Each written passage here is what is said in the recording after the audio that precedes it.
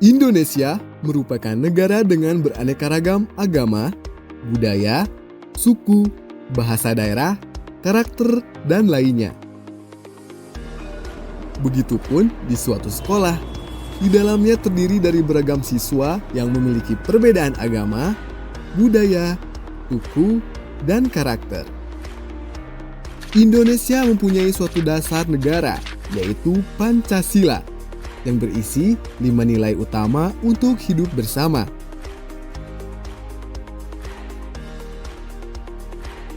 Bagaimana perilaku sehari-hari para siswa di kelas ini? Apakah mereka benar-benar sudah menjadi generasi penerus yang mengamalkan Pancasila? Atau justru sebaliknya? Mari kita lihat lebih dekat.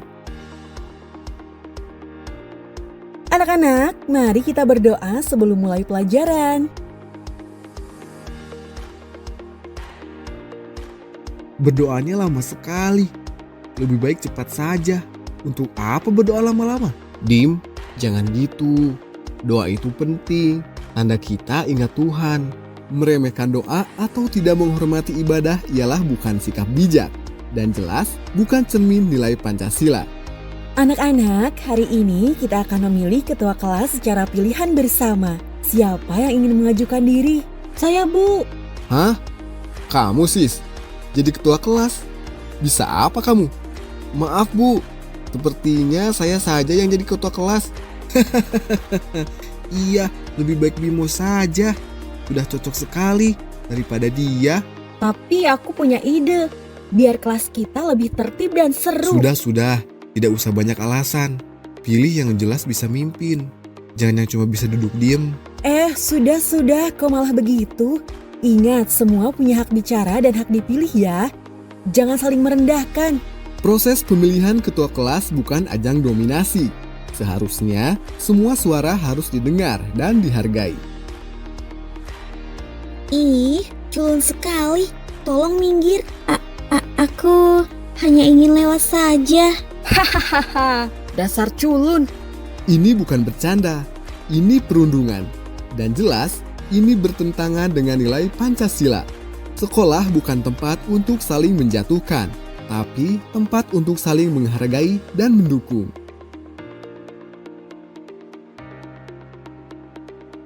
Aku gak mau sekelompok sama dia. Dia kalau ngomong logatnya gak seperti kita. Hus, kamu jangan gitu. Nanti kalau dia dengar bisa tersinggung.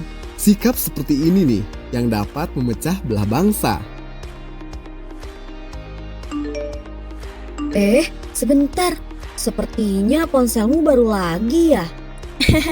Iya sis, ini keluaran handphone terbaru. Kameranya bagus sekali. Dapat langsung mengedit otomatis. Wah, keren juga. Cuma bukannya handphonemu sebelumnya itu masih bagus ya? Iya. Bagaimana lagi sis? Kalau tidak update, nanti aku dibilang kudet sama teman-teman, alias kurang update.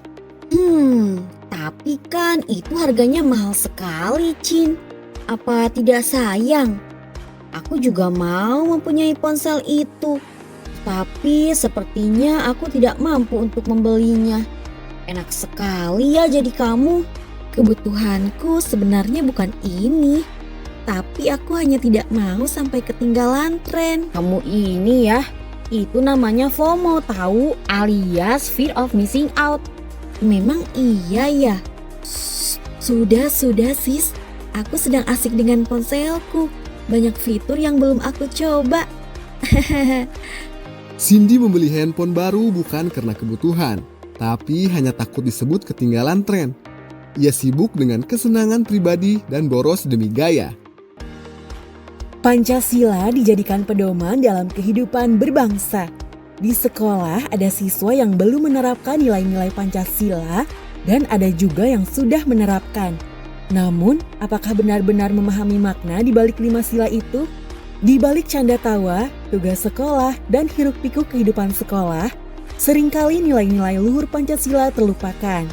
Tanpa disadari, sikap saling menghina, tidak menghargai guru, menyontek, hingga bersikap tidak adil terhadap teman, semuanya mencerminkan pelanggaran terhadap nilai-nilai yang seharusnya dijunjung tinggi. Mari jadikan Pancasila bukan hanya hafalan, tetapi sikap nyata dalam setiap langkah kita di sekolah maupun kehidupan sehari-hari.